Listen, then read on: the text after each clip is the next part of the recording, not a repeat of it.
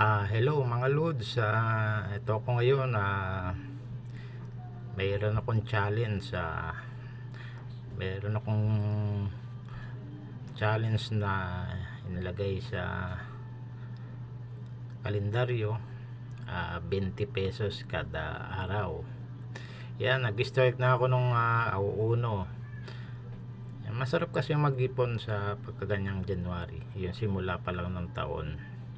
Try nating matapos yan hanggang sa buong taon ng 2025.